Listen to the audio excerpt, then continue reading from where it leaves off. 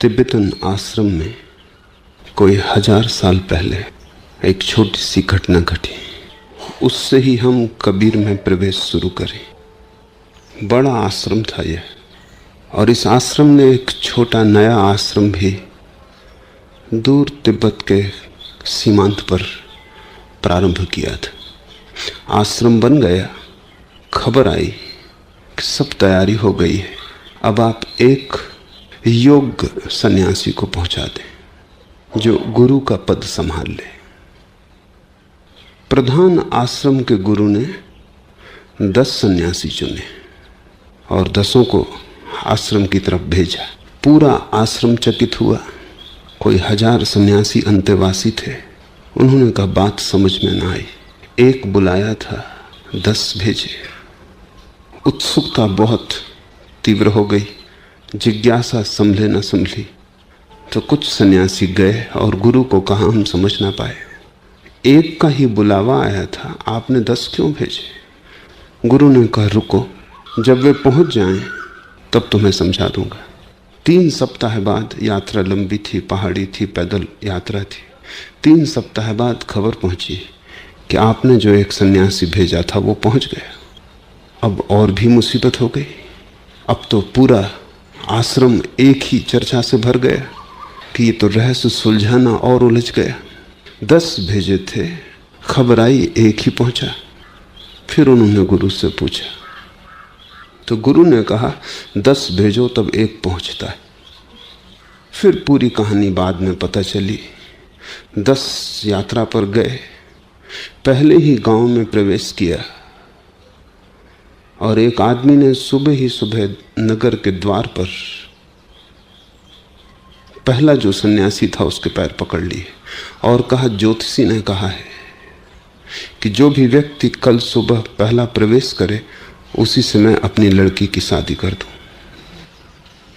लड़की ये है और इतना धन मेरे पास है और कोई मालिक नहीं, एक ही लड़की है, कोई और मेरा बेटा नहीं। ज्योतिषी ने कहा अगर पहला आदमी इंकार कर दे तो जो दूसरा आदमी हो,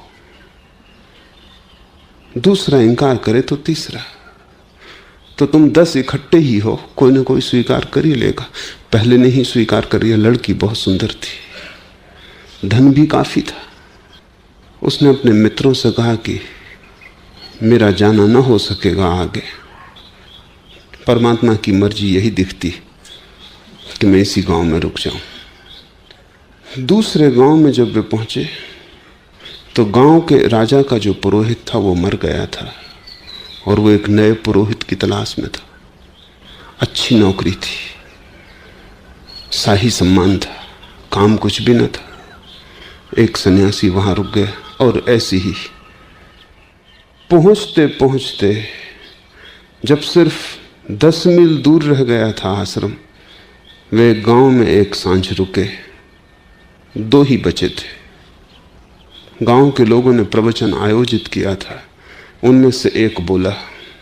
जब वो बोल रहा था तो एक नास्तिक बीच में खड़ा हो गया और उसने कहा कि ये सब बकवास है, ये बुद्ध और बुद्ध वचन, ये सब 2 कौड़ी के कचरा है, इसमें कुछ सार नहीं। जो सन्यासी बोल रहा था उसने अपने मित्र से कहा अब तुम जाओ, मैं यहीं रुकूंगा जब तक इस नास्तिक को बदल के आस्तिक न कर दिया, तब तक मैं इस गांव से निकलने वाला नहीं। ऐसे एक पहुंचा। 10 चलते हैं तब एक पहुंचता है। इस घटना के आधार पर तिब्बत में यह कहावत बन गई कि 10 चलते हैं तब एक पहुंचता है। मार्ग कंटकाकीर्ण है और बहुत प्रलोभन है मार्ग में। जगह जगह रुकने की संभावना है और प्रलोभन प्रबल है और मार्ग कठिन है, चढ़ाई का है।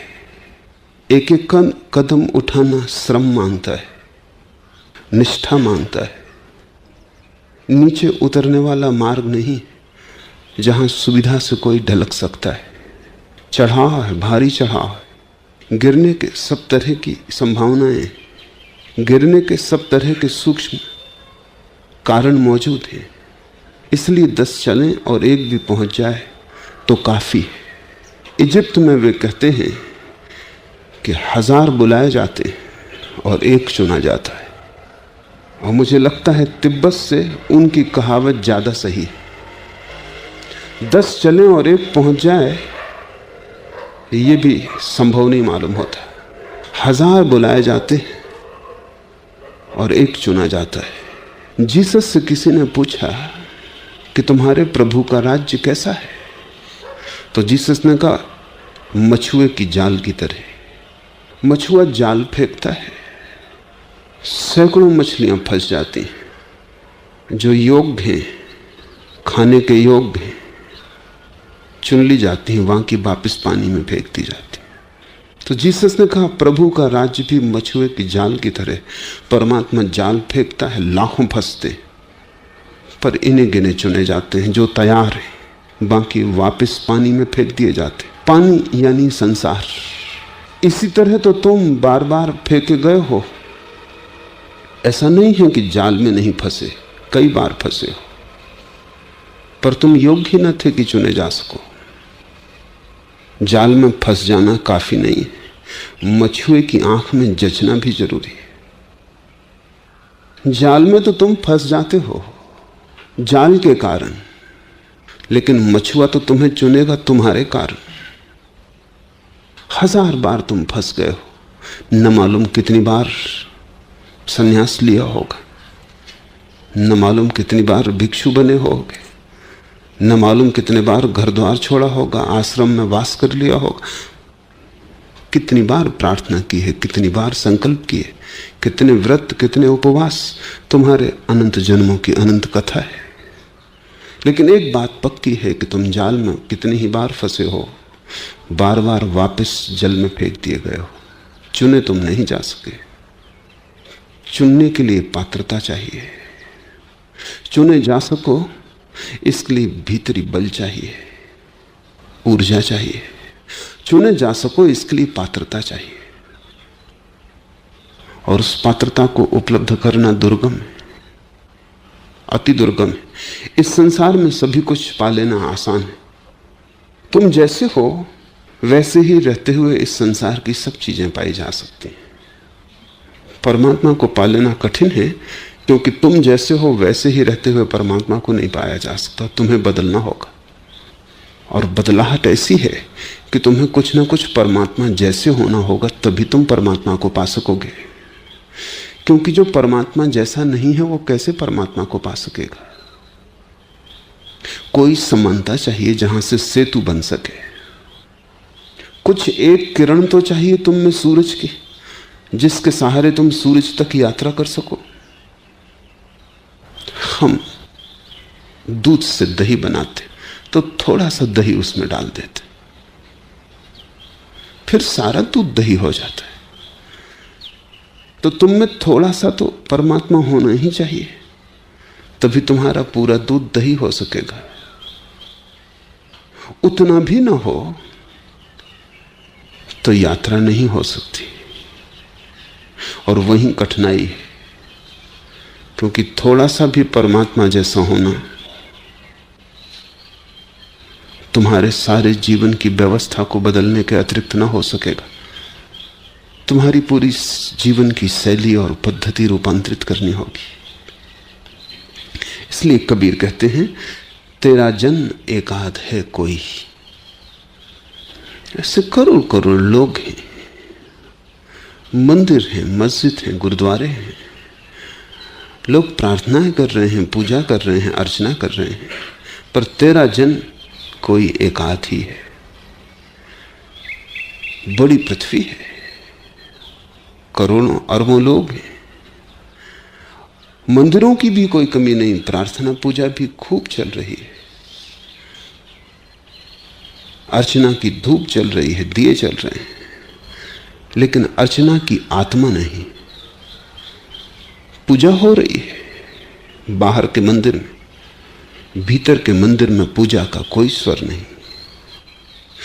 बड़ी सजावट है मंदिर में बाहर, भीतर का मंदिर बिल्कुल खाली है। तो जाओ कितना ही मंदिरों में, पहुंच ना पाओगे, क्योंकि उसका मंदिर कोई पत्थर मिट्टी का मंदिर नहीं, उसका मंदिर तो परम चैतन्य का मंदिर है। उसका मंदिर कोई आदमी के बनाए नहीं बनता। बात तो बिल्कुल उल्टी है, उसके बनाए आदमी बनाए। आदमी उसके मंदिर बना के किसको धोखा दे रहा है? तुम्हारे बनाए मंदिरों से तुम कहीं भी ना पहुंच सकोगे। तुम्हारे बनाए मंदिर तुमसे छोटे होंगे। उचित भी है, गणित साफ है। तुम जो बनाओगे वो तुमसे बड़ा कैसे हो सकता है? बनाने वाले से बनाई गई चीज बड़ी नहीं हो सकती। कविता कितनी ही सुंदर हो, कवि से बड़ी थोड़ी हो पाएगी। और संगीत कितना ही मधुर हो, संगीतज्ञ से बड़ा तो ना हो पाएगा। मूर्ति कितनी ही सुंदर हो, मूर्तिकार से तो सुंदर ना हो पाएगी। बनाने वाला तो ऊपर ही रहेगा, क्योंकि बनाने वाले की संभावनाएं अभी शेष हैं, सब चुक नहीं गया। वो इससे भी श्रेष्ठ बना सकता है। जिसने एक सुंदर गीत गाया वो इससे भी 1000 सुंदर गीत गा सकता है। और वो कितने ही गीत गाए, हर गीत के ऊपर ही वो रहेगा। तुम्हारे बनाए मंदिर तुमसे बड़े नहीं हो सकते। तुम्हारी बनाई हुई परमात्मा की प्रतिमाएं तुमसे छोटी होंगी। तुम ही उनके सृष्टा हो। तुम्हारा काम, तुम्हारा क्रोध, तुम्हारा लोभ, माया, मोह सब तुम्हारी मूर्तियों में समाविष्ट हो जाएगा। तुम्हारे हाथ ही तो छुएंगे और निर्माण करेंगे। तुम्हारे हाथ का जहर तुम्हारी मूर्तियों में भी उतर जाएगा। तुम्हारे बनाए हुए मंदिर तुमसे बेहतर नहीं हो सकते। और अगर तुम्हारा मन वैश्यालय में लगा है तो तुम्हारे मंदिर वैश्यालयों से बेहतर नहीं हो सकते। तुम जहां हो, तुम जैसे हो, तुम्हारी ही अनुकृति तो गूंजेगी, तुम्हारी ही धुन तो छूट जाएगी वहां। इसलिए तो परमात्मा के मंदिर हैं, नाम पर परमात्मा के हैं, बनाए आदमी के। और शायद इसीलिए जितना मंदिरों से नुकसान हुआ जगत का, किसी और चीज से नहीं हुआ। मंदिर और मस्जिदों ने लोगों को लड़ाया है, क्योंकि जिन्होंने बनाया था उनकी हिंसा उनमें उतर गई। मंदिर और मस्जिद ने आदमी को जोड़ा नहीं, तोड़ा है। उनके कारण पृथ्वी पर स्वर्ग नहीं उतरा, यद्यपि नरक की झलकें कई बार मिली। ठीक भी लगता है, साफ है बात, क्योंकि जिन्होंने बनाया है उनकी घृणा, उनकी हिंसा, सब उनकी आक्रमण की वृत्ति, उनकी दुष्टता, उनकी क्रूरता सभी मंदिरों में और मस्जिदों में प्रवेश कर गई है। तुम्हारे मंदिर में तुम किसकी पूजा कर रहे हो? अपनी ही पूजा कर रहे हो। तुम्हारे मंदिर तुम्हारे ही दर्पण हैं, जिनमें तुम्हारी छवि ही दिखाई पड़ रही है। इसलिए तो मंदिर और मस्जिद में तुम कितने ही भटको, तुम पहुंच ना पाओगे। तुम्हें अगर परमात्मा को खोजना है तो तुम्हें वो मंदिर खोजना होगा जो उसने ही बनाया है। वो मंदिर तुम ही हो। इसलिए कबीर कहते हैं, कस्तूरी कुंडल बसे। तुम्हें पता होगा कस्तूरी मृग का। कस्तूरी तो पैदा होती है मृग की नाभि में। कस्तूरी का नाफा नाभि में पैदा होता है। और कस्तूरी की जो सुगंध है वो मादा मृग को आकर्षित करने के लिए। जब मृग नर कामातुर होता है, जब कामातुरता बढ़ती है तो उसके शरीर से एक सुगंध फैलनी शुरू हो जाती। वो सुगंध बड़ी मादक है। कस्तूरी जैसी कोई गंध नहीं, बड़ी आकर्षक है, चुंबक जैसा उसमें आकर्षण है। मस्ती से भर देती है वो गंध मादा को। मादा पागल हो जाती, वो अपना होश खो देती। ये तो ठीक है, ये तो प्रकृति की व्यवस्था हुई। प्रकृति ने वैसी व्यवस्था की है कि मादा और नर एक दूसरे में चुंबकीय आकर्षण से बंधे रहें। मोर नाचता है, उसके पंख, उसका रंग कामतुर करते, उसका नृत्य, उसके नृत्य की भनक मादा को आकर्षित करती है। कोयल गाती, उसकी ध्वनि पुकार है, उसकी ध्वनि में बंधी मादा चली आती। वैसे ही कस्तूरी मृग है, उसकी नाभि में कस्तूरी पैदा होती और उसकी गंध शराब जैसी है। उस गंध में मादा अपना होश खो देती और समर्पण कर देती। यहां तक तो ठीक है, लेकिन कस्तूरी मृग की एक तकलीफ है कि उसको खुद भी बास आती। मोर नाचता है तो खुद तो अपने पंखों को नहीं देख सकता।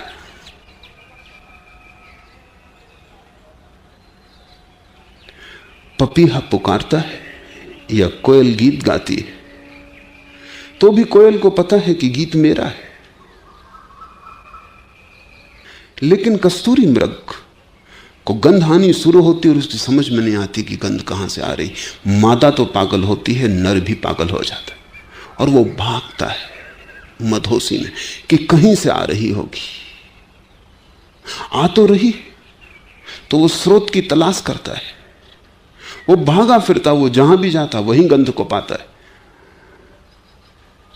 वो करीब करीब पागल हो जाता है, सिर लहूलुहान हो जाता है। भागते वृक्षों में, जंगल में खोजते कहां से गंध आती, और गंध उसके भीतर से आती। कस्तूरी कुंडल बसे। कबीर ने बड़ा प्यारा प्रतीक चुना है। जिस मंदिर की तुम तलाश कर रहे हो वो तुम्हारे कुंडल में बसा है, वो तुम्हारे भीतर है, वो तुम ही हो। और जिस परमात्मा की तुम मूर्ति गढ़ रहे हो उसकी मूर्ति गढ़ने की कोई जरूरत ही नहीं, तुम ही उसकी मूर्ति हो। तुम्हारे अंतराकाश में जलता हुआ उसका दिया, तुम्हारे भीतर उसकी ज्योतिर्मयी छवि मौजूद है। तुम मिट्टी के दिए भला हो ऊपर से, भीतर तो चिन्मय की ज्योति है। मरण में होगी तुम्हारी देह, चिन्मय है तुम्हारा स्वरूप। मिट्टी के दिए तुम बाहर से हो, ज्योति थोड़ी मिट्टी की है। दिया पृथ्वी का है, ज्योति आकाश की है।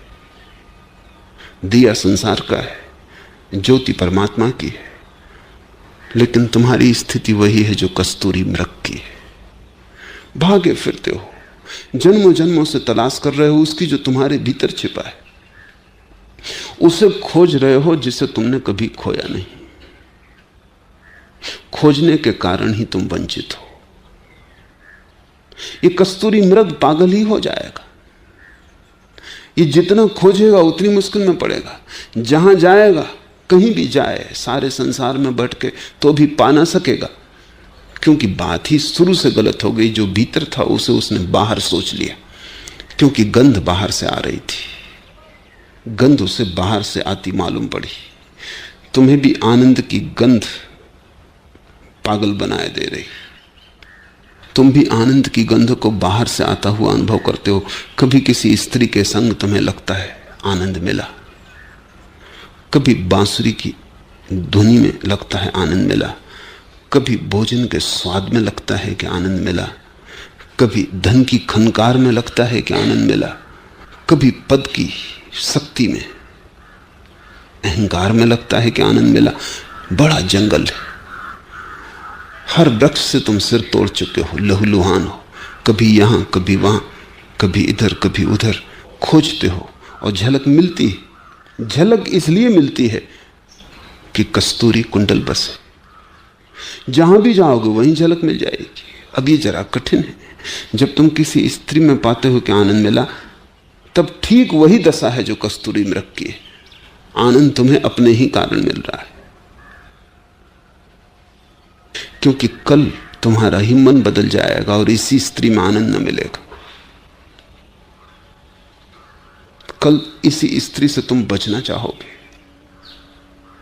आज सब निछावर करने को राजी थे, कल इसकी शक्ल देखना मुश्किल हो जाएगी। अगर आनंद स्त्री से ही मिला था तो सदा मिलता, शाश्वत मिलता। तुम्हारे ही भीतर से कोई गंध उठी थी और स्त्री में प्रतिफलन हुआ था।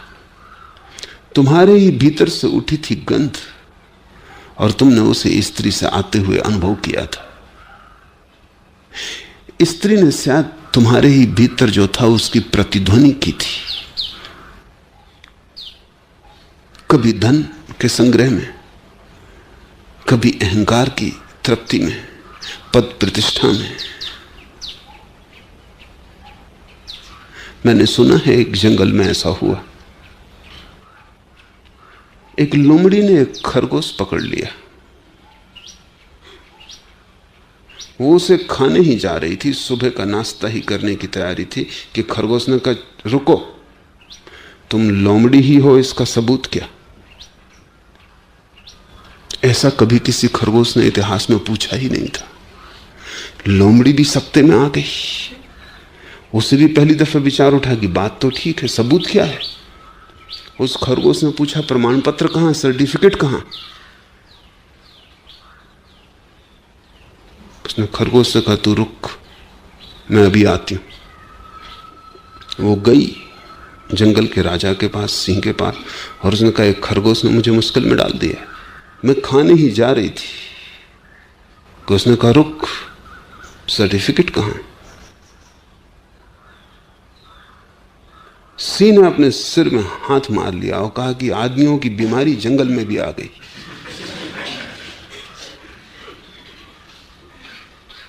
कल मैंने एक गधे को पकड़ा, वो गधा बोला कि पहले सबूत, प्रमाण पत्र क्या है? पहले तो मैं भी सख्ते में आ गया कि आज तक किसी गधे ने पूछा ही नहीं, इस गधे को क्या हो गया? वो आदमी के सत्संग में रह चुका था। सिंह ने कहा, मैं लिखे देता हूं। उसने लिख के दिया, सही किए कि ये लोमड़ी ही है। लोमड़ी गई बड़ी प्रसन्न लेके सर्टिफिकेट। खरगोश बैठा था। लोमड़ी को तो शक था कि भाग जाएगा, ये सब धोखा है, लेकिन नहीं, खरगोश बैठा था। खरगोश ने सर्टिफिकेट पढ़ा, लोमड़ी के हाथ में सर्टिफिकेट दिया और भाग खड़ा हुआ। पास के ही बिल से जमीन में अंतर्ध्यान हो गए। लोमड़ी सर्टिफिकेट के लेने देने में लग गई और उस बीच वो खिसक गया। वो बड़ी हैरान हुई, वो वापस सिंह के पास आई कि तो बहुत मुश्किल की बात हो गई। सर्टिफिकेट तो मिल गया, लेकिन वो खरगोश निकल गया। तुमने गधे के साथ क्या किया था? सिंह ने कहा कि देख, जब मुझे भूख लगी होती तब मैं सर्टिफिकेट की चिंता नहीं करता, पहले मैं भोजन करता हूं, वही काफी सर्टिफिकेट है कि मैं सिंह हूं। और जब मैं भूखा नहीं होता तब मैं सर्टिफिकेट की बिल्कुल चिंता नहीं करता, मैं सुनता ही नहीं, मगर ये बीमारी जोर से फैल रही है। आदमी में ये बीमारी बड़ी पुरानी है, जानवरों में शायद अभी पहुंची होगी। बीमारी ये है कि तुम दूसरों से पूछते हो कि मैं कौन हूं। जब हजारों लोग जय जयकार करते तब तुम्हें सर्टिफिकेट मिलता है कि तुम कुछ हो। जब कोई तुम्हें उठा के सिंहासन पर बिठा देता है तब तुम्हें प्रमाण पत्र मिलता है कि तुम कुछ हो। दूसरों से प्रमाण पत्र लेने की जरूरत है? दूसरों से पूछना आवश्यक है कि तुम कौन हो, लेकिन तुम सदा दूसरों से पूछ रहे हो। स्कूल से सर्टिफिकेट ले आए हो कि तुम मैट्रिकुलेट हो, कि बीए हो, कि पीएचडी हो। सब तरफ से तुमने सर्टिफिकेट इकट्ठे किए हैं कि तुम कौन हो। कोई प्रमाण पत्र तुम्हें खबर ना दे सकेगा कि तुम कौन हो, क्योंकि दूसरे तुम्हें कैसे पहचानेंगे? सिंह भी कैसे प्रमाण पत्र दे सकता है लोमड़ी को कि तू लोमड़ी ही है? अगर कोई प्रमाण है तो भीतर है। तुम कौन हो इसकी अगर कोई भी खबर मिल सकती है तो भीतर से मिल सकती है। तुम दूसरों के दरवाजे मत खटखटाओ, तुम अपना ही दरवाजा खोल लो, और तुम्हें दूसरों के दरवाजों पर जो भनक भी मिलेगी वो भी तुम्हारे भीतर की ही गंध की है। दूसरे के दरवाजे से टकरा के तुम्हारी ही गंध तुम्हारे नासापुटों में आ जाएगी और तुम समझोगे कि दूसरे ने कुछ दिया है। इस जगत में कोई किसी को कुछ नहीं देता, दे नहीं सकता। स्त्री सुख नहीं दे सकती पुरुष को, पुरुष सुख नहीं दे सकता स्त्री को, लेकिन एक दूसरे के आसपास खड़े होकर अपनी ही गंध की प्रतिध्वनि सुनने में सुविधा हो जाती। अकेले में तुम्हें बड़ी बेचैनी होती। अगर तुम्हें एक शून्य घर में छोड़ दिया जाए तो तुम बड़ी मुश्किल में पड़ जाते हो, क्योंकि वहां कोई दूसरा व्यक्ति नहीं जिसके माध्यम से तुम अपनी गंध को वापस पा सको। इसलिए आदमी भीड़ की तरफ जाता है। क्लब, समाज, समुदाय, मित्र, परिवार। तुम सदा दूसरे को खोजते हो, क्योंकि दूसरे के बिना प्रतिध्वनि कैसे पता चलेगी। तुम भागे फिरते हो, बहुत जगह तुम्हें झलक मिलती है, वो सब झलक झूठी है, झूठी स्रोत की दृष्टि से। तुम्हें लगता है वो बाहर से आ रही, तब तुम बाहर पर निर्भर होते जाते हो, और जितना तुम बाहर पर निर्भर होते हो उतनी ही भीतर की शुद्ध खो जाती। पहचानो, जब स्त्री के संभोग में कभी तुम्हें सुख का कोई क्षण मिला है तो होता क्या है? होता इतना ही है कि संभोग के क्षण में विचार बंद हो जाते हैं। विचार बंद हो जाते हैं, भीतर के ध्यान की धुन बजने लगती, मार्ग खुल जाता है, कस्तूरी बाहर तक आ जाती है। क्षण भर को तुम्हें सुख अनुभव होता है, क्षण भर को झरोखा खुलता है, फिर बंद हो जाता है। जहां कहीं भी तुमने कोई सितार बजाता हो और तुम बैठ जाते हो, लीन हो जाते हो, जैसे ही तुम लीन होते हो वैसे ही सुगंध आनी शुरू हो जाती। वो सुगंध सितार से नहीं आ रही, वो तुम्हारी लीनता से आ रही। तल्लीनता ही तो ध्यान है। तुम भोजन करते हो, स्वादिष्ट भोजन है, तुम बड़े रस से भोजन लेते हो, तुम इतने तल्लीन होकर भोजन करते हो कि भोजन ही ध्यान हो जाता है। उसी क्षण में तो उपनिषद के ऋषियों ने कहा है कि अन्न ब्रह्म। अन्न से भी इतनी ध्वनि उठी होगी कि ब्रह्म जैसा प्रतीत हुआ।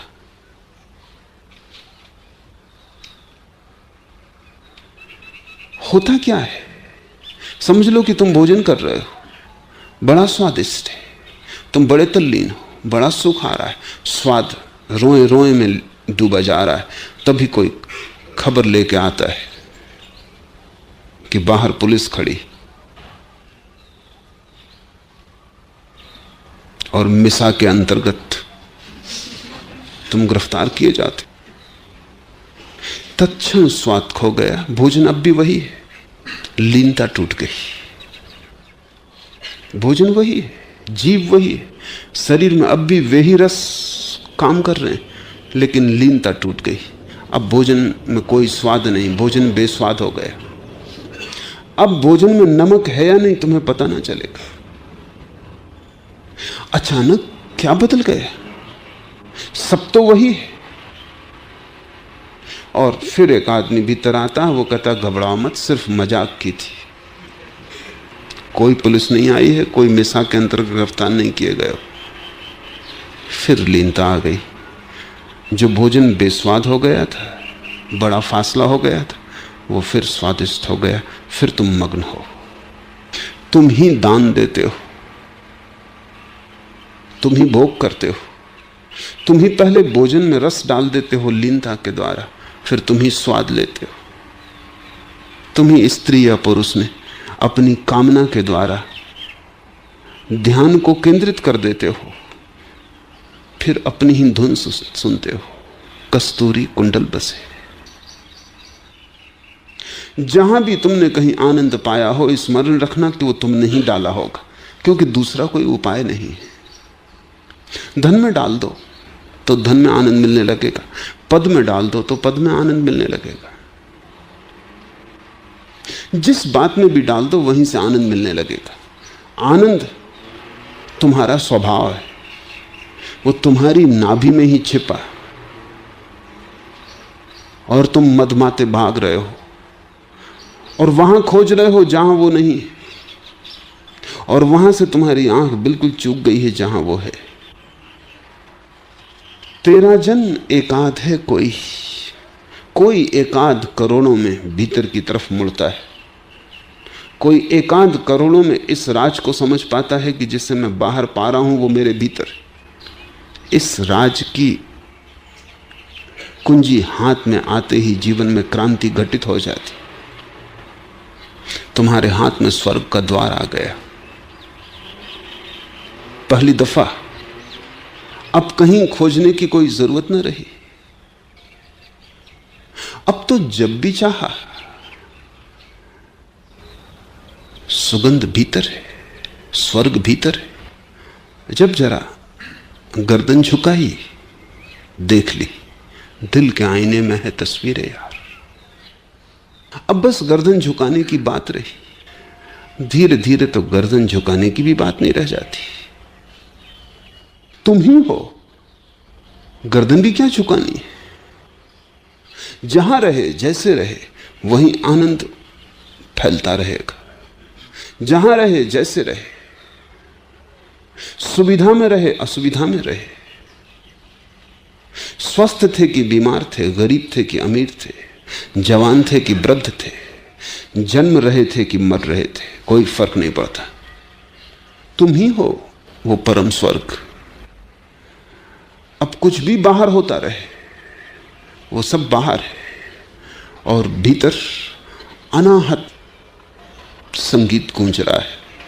और भीतर, उस भीतर के महासुख में जरा भी दरार नहीं पड़ती, कोई विघ्न नहीं आता, क्योंकि जो बाहर है वो बाहर है और उसके भीतर पहुंचने का कोई उपाय नहीं। एक बार तुम्हें अपने भीतर का मंदिर मिल गया और एक बार तुमने राह पहचान ली, फिर तुम्हें भटकाने का कोई उपाय नहीं, क्योंकि कोई भटका भी नहीं रहा था, तुम खुद ही भटक रहे थे। क्योंकि तुम्हें लगता था गंध आती बाहर से और गंध छिपी थी तुम्हारी नाभि में। तेरा जन एक आध है कोई, करोड़ों में कोई एक भीतर की इस बात को पहचान पाता। अड़चन क्या है? खोजते तो सभी हैं, पाना भी सभी चाहते हैं, फिर पा क्यों नहीं पाते? कहां अवरोध है, कहां मार्ग में दीवाल आ जाती? काम क्रोध और लोभ विवर्जित हरिपद चिन्ह सोई।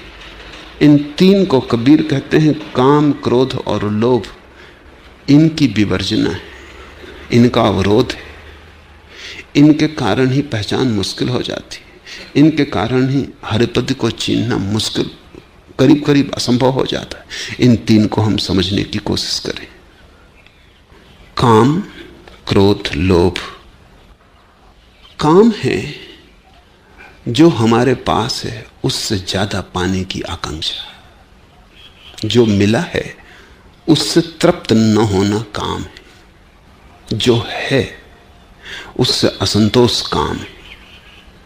इसलिए मोक्ष की कामना भी कामना ही है, परमात्मा को पाने की इच्छा भी काम है। धन पाने की इच्छा तो काम है ही, स्त्री पाने की, पुरुष पाने की इच्छा तो काम है ही, परमात्मा को पाने की इच्छा, मोक्ष को पाने की इच्छा भी काम है। काम का अर्थ इतना ही है कि जो है उतना काफी नहीं, और अकाम का अर्थ है जो है वो काफी से ज्यादा है। जो है वो परम तृप्ति दे रहा है, जो है वो परितोष दे रहा है। उतने से हम राजी ही नहीं हैं, हम प्रफुल्लित हैं। जो मिला है उससे हम अनुग्रहित, फिर काम विसर्जित हो जाता है। इसलिए ध्यान रखना, दो तरह के कामी हैं, सांसारिक और धार्मिक। सांसारिक कामी बाजार में बैठा है, वो धन इकट्ठा कर रहा है, पद प्रतिष्ठा इकट्ठा कर रहा है, मकान बड़े से बड़ा किए चला जा रहा है। और एक धार्मिक कामी है, वो सन्यासी हो गया, मुनि हो गया, मंदिर में बैठा है, आश्रम में बैठा है, लेकिन वो भी कामी है। उसकी कामना का विषय बदल गया है, लेकिन कामना नहीं बदली। कल वो धन चाहता था, अब वो ब्रह्म चाहता है। चाह बाकी है, और चाह है काम। क्या तुम चाहते हो इससे कोई फर्क नहीं पड़ता। जब तक तुम चाहते हो तब तक तनाव रहेगा, और जब तक तनाव रहेगा तब तक अवरोध रहेगा। जब तक तुम मांगते रहोगे तब तक तुम्हारी आंख बाहर लगी रहेगी। जब तक तुम चाहना से भरे रहोगे तब तक तुम भविष्य से भरे रहोगे। तुम्हारा मन दौड़ता रहेगा कल की तरफ। भीतर कैसे जाओगे? भीतर जाना तो आज और अभी होगा। बाहर जाने वाला मन हमेशा कल आने वाले भविष्य में डोलता डमाडोल रहेगा। काम भविष्य को पैदा करता है, कामना से भविष्य पैदा होता है। और जो आदमी निष्काम है वो अभी और यहीं जीता है, कोई भविष्य नहीं। ये क्षण काफी है। क्या कमी है इस क्षण में? सब पूरा है। तुम पूरे के पूरे हो, रत्ती भर कमी नहीं। लेकिन अगर कामना हुई तो कामना से कमी पैदा होती।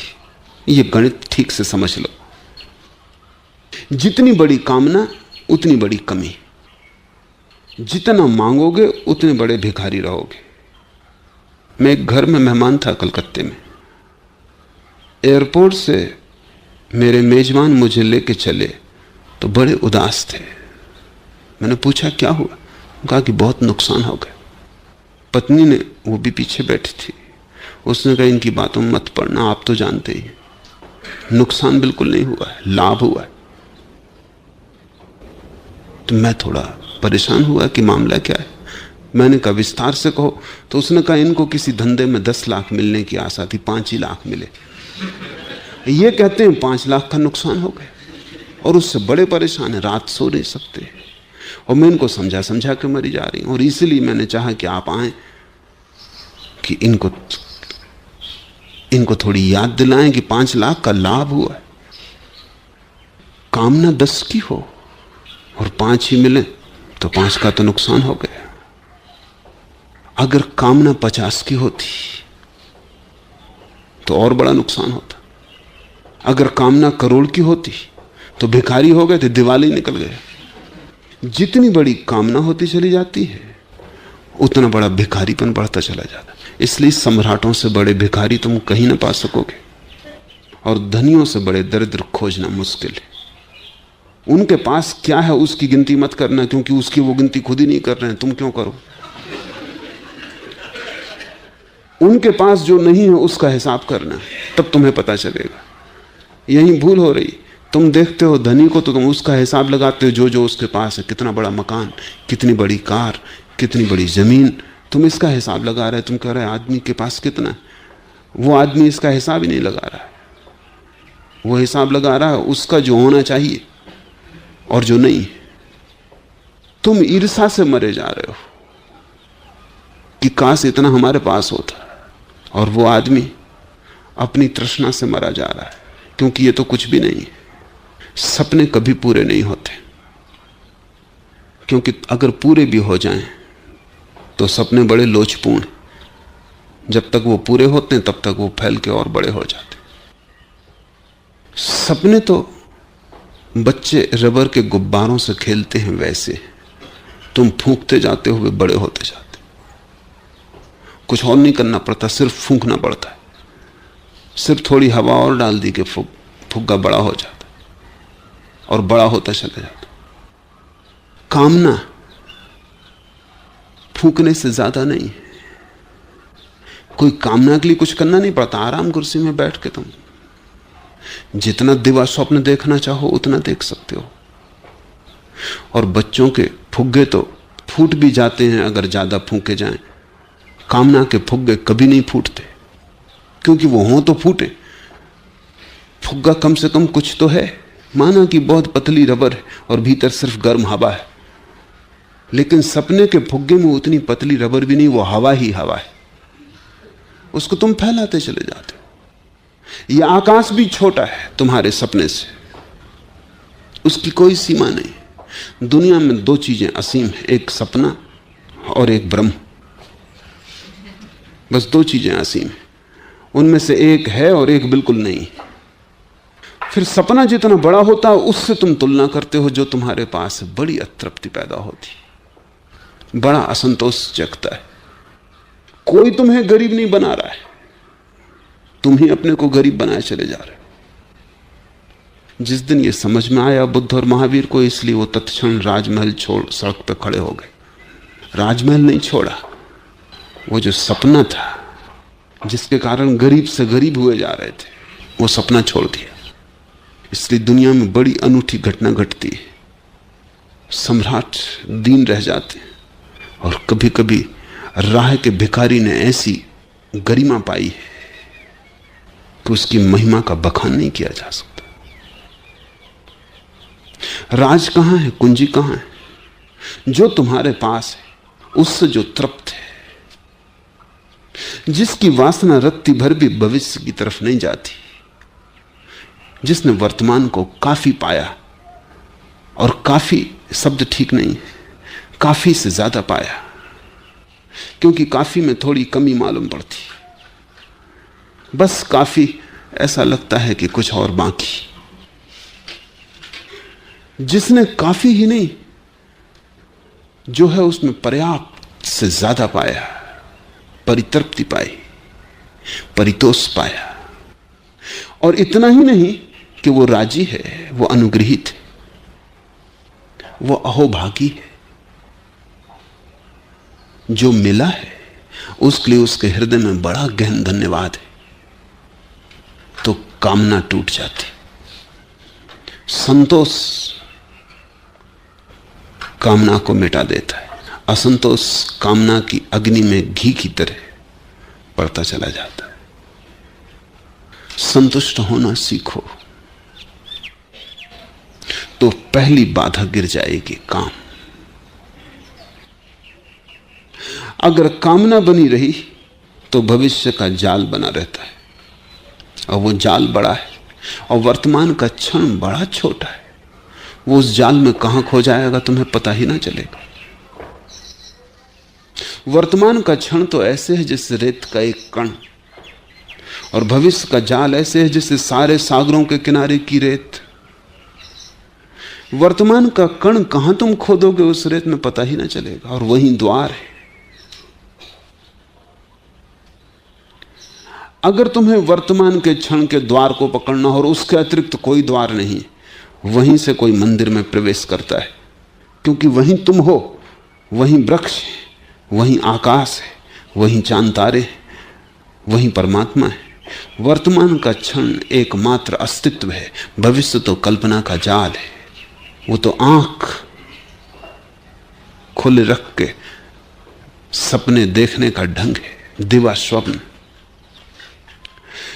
अगर तुम्हारी कामना भविष्य की तरफ बढ़ती जाती है तो एक अवरोध दूसरे अवरोध को सहायता देता है। जिस आदमी की कामना भविष्य में होगी उसका लोभ अतीत में होगा। लोभ अतीत है और कामना काम भविष्य। लोभ का मतलब है जो है उसे जोर से पकड़े रहो। काम का अर्थ है जो नहीं है उसको मांगे जाओ, और लोभ का अर्थ है जो तुम्हारे पास है उसे जोर से पकड़े रहो, वो कहीं खो ना जाए, उसमें से रत्ती भर कम ना हो जाए। अब ये बड़े मजे की बात है, उससे तुम्हें कोई सुख नहीं मिल रहा, उससे तुम संतुष्ट नहीं हो। संतुष्ट की तो तुम कामना कर रहे हो, कभी भविष्य में कोई स्वर्ग मिलेगा, लेकिन तुम उसे पकड़े जोर से हो। आदमी अतीत को पकड़े रखता है, और जो जो उसने अतीत में कमाया है, धन पद ज्ञान त्याग, जो भी, उसको संभाले रखता है कि कहीं ये न खो जाए। आंखें लगी रहती हैं भविष्य पर और पैर अड़े रहते हैं अतीत में। दोनों हाथों से अतीत को पकड़े रहते हो और दोनों आंखों से सपना देखते रहते हो भविष्य का, और इन दोनों के बीच में क्षण है एक, जहां अस्तित्व समाधि में सदा ही लीन है, जहां अस्तित्व क्षण भर को भी कपा नहीं है, जहां निष्कंप चैतन्य की ज्योति जल रही, जहां मंदिर का द्वार खुला है। संकीर्ण है वो द्वार। जीसस ने अपने शिष्यों से कहा है, नैरो इज माई गेट, संकीर्ण है मेरा द्वार। Straight is the way but narrow is my gate.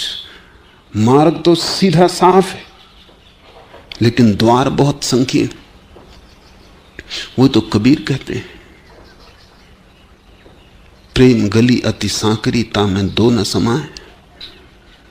बड़ी संकीर्ण है गली, वहां दो भी साथ न जा सकेंगे। जीसस ने कहा है सुई के छेद से ऊंट निकल जाए, लेकिन धनी स्वर्ग के द्वार से न निकल पाएगा। आखिर धनी पे ऐसी क्या नाराजगी? धनी से प्रयोजन है जिसने पकड़ रखा है अतीत को, लोभ को। लोभ और काम एक ही सिक्के के दो पहलू हैं। एक अतीत की तरफ देख रहा है कि जो है वो खो ना जाए, दमड़ी दमड़ी को पकड़े हुए, और काम भविष्य की तरफ देख रहा है कि जो है उससे ज्यादा होना चाहिए। इन दोनों के भीतर, इन दोनों के बीच खिंचे हुए तुम हो। अगर तुम्हारा जीवन बिल्कुल संकट में पड़ा है तो कुछ आश्चर्य नहीं। अगर तुम इस तरह खिंचे जा रहे हो दो अभावों के बीच, अतीत जा चुका, उससे तुमने जो भी इकट्ठा कर लिया है कचरा है, भविष्य आया नहीं। तुम जो भी सोच रहे हो सिर्फ सपना है। उन दोनों के बीच तुम खिंचे जा रहे हो, तुम्हारी दुर्गति हुई जा रही। फिर तुम कहते हो बड़ी चिंता है, बड़ा संताप है, होगा ही। आश्चर्य है कि तुम जिंदा कैसे हो। मनस्विद जितना अध्ययन करते हैं उतना ही वो पाते हैं। पहले तो 50 साल पहले मनस्विद लिखते थे कि इतने ज्यादा लोग पागल होते हैं। क्यों? अब वो लिखते हैं कि इतने लोग पागल नहीं होते, थोड़े ही पागल होते हैं, बाकी तो नहीं पागल होते। क्यों? क्योंकि स्थिति तो ऐसी है कि सभी को पागल होना चाहिए। पागल हैं ही, कमोबेश मात्रा का फर्क है। थोड़ा अपने को कोई ज्यादा संभाले हुए है, कम पागल दिखाई पड़ता है, लेकिन भीतर सारा पागलपन उबल रहा है। कब विस्फोट होगा कोई भी नहीं जानता, किसी भी क्षण हो सकता है। वो तो अच्छा है कि मौत जल्दी आ जाती। थोड़ा सोचो कि जिंदगी अगर 200 साल की हो तो तुम एक आदमी ना पाओगे जो बिना पागल हुए मर जाए। तो जिंदगी कम है। अगर जिंदगी 1000 साल की हो तो जमीन बिल्कुल पागलों से भर जाएगी। पागल खाने बनाने की जरूरत ना होगी, बुद्ध खाने बनाना पड़ेंगे। कुछ लोग जो ठीक हालत में हैं उनको बचाना पड़ेगा कि इनको एक दीवार बना के अंदर बिठा दो, नहीं तो ये पागल मार डालें। दीवार के बाहर पागल खाना, दीवार के भीतर बुद्ध खाना बनाना पड़ेगा। उम्र कम है, जल्दी चुक जाती। अन्यथा अगर तुम जैसे हो वैसे ही बढ़ते जाओ तो तुम सोच सकते हो कि अंत क्या होगा।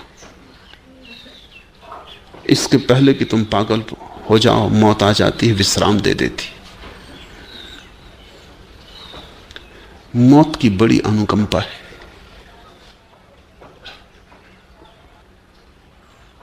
काम और लोभ, काम तो संतोष से चला जाता है, लोभ कैसे जाएगा? सिर्फ संतोष काफी नहीं है। लोभ का अर्थ है तुम पकड़ते हो, तुम्हारी देने की क्षमता खो गई, तुम बांट नहीं सकते। और जो आदमी बांट नहीं सकता वो अपनी चीजों का मालिक नहीं, गुलाम है। जब तुम देते हो तभी तुम पहली दफा मालिक होते हो। तुमने जो चीजें दे दी उन्हीं के तुम मालिक हो। देने से पहली दफा मालिकियत पता चलती, वही दे सकता है जो मालिक है। जो मालिक ही नहीं है वो कैसे दे सकता है? इसलिए कृपण से ज्यादा कुरूप इस जगत में कोई दूसरा व्यक्तित्व नहीं है। कृपणता सबसे बड़ी कुरूपता है। जीवन का सारा सौंदर्य खो जाता है। कंजूस की शक्ल देखो, उसका जीवन का ढांचा देखो, उसमें तुम्हें कहीं भी कोई सौंदर्य ना दिखाई पड़ेगा। उसमें तुम्हें कहीं प्रेम की गंध ना मिलेगी, क्योंकि कंजूस प्रेम नहीं कर सकता। क्योंकि प्रेम में खतरा है, बांटना पड़े, देना पड़े। प्रेम में यह खतरा है कि दूसरा पास आएगा तो कुछ ना कुछ ले जाएगा। मैं एक घर में रहता था, घर के जो मालिक थे उनको मैंने कभी नहीं देखा कि वो अपने बच्चों से बात करते हों या अपनी पत्नी के पास बैठते हों। वो घर में आ जाते थे तो बच्चे कपते, पत्नी डरती, और पत्नी डरे तो समझो कोई खास मामला है, क्योंकि आमतौर से पत्नियां डरती नहीं। कभी कभार ऐसा होता है, 100 में एक आध मौके पे कि पत्नी डरे। पत्नी डरती, नौकर कपते, और उनको मैंने कभी नहीं देखा कि वो राह से निकलते कि इधर उधर देखते हो। बिल्कुल सीधा वो अपना एकदम चले जाते तीर की तरह। मैंने उनसे पूछा कि मामला क्या है, तो उन्होंने कहा कि अगर जरा ही हंस के पत्नी से बोलो, कहती है फलाना गहना ले आओ, ये करो। हंस के बोले कि फंसे तो चेहरा सख्त रखना पड़ता है। अगर बच्चे को जरी पीठ थपथपाओ, वो खीसे में हाथ डालते। अगर नौकर की तरफ देख भी लो, वो तैयार खड़ा है कि तनख्वाह बढ़ाओ। मगर इस आदमी की जिंदगी सोचो, पैसा तो ये बचा लेगा और सब खो जाएगा। इसकी जिंदगी में कोई सुख का क्षण नहीं हो सकता, क्योंकि जो अपने बच्चे की पीठ थपथपाने में भी भयभीत होता हो, जो पत्नी के पास बैठ के मुस्कुराने से डरता हो, ये आदमी ना हुआ, एक तरह का पत्थर हो गया। इसका हृदय धीरे धीरे धड़कना बंद हो जाएगा, सिर्फ फेफड़ा हवा फेंकता रहेगा, हृदय की धड़कन खो जाएगी। इसके जीवन में जो भी संवेदनशील है वो सब नष्ट हो जाएगा, क्योंकि ये डरा हुआ, ये कंजूस है, ये भयभीत है। इसने संपत्ति को सब कुछ मान लिया। ये संपत्ति की रक्षा करेगा लेकिन मालिक नहीं है, पहरेदार हो सकता है। मालिकियत तो तभी होती जब तुम बांट पाते हो, और देने की कला सीख लेना इस जगत में सबसे बड़ी कला है, क्योंकि उसी द्वार से सब कुछ आता है। जो देता है उसे मिलता है, जो लुटाता है उस पर बरसता है।